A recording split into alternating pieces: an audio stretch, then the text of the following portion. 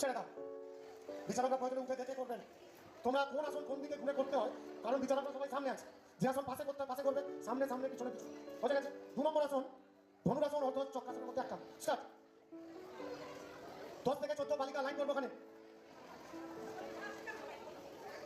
করো। ধনুরাসন, অর্ধ চক্রাসন। ছেড়ে দাও, ছেড়ে দাও।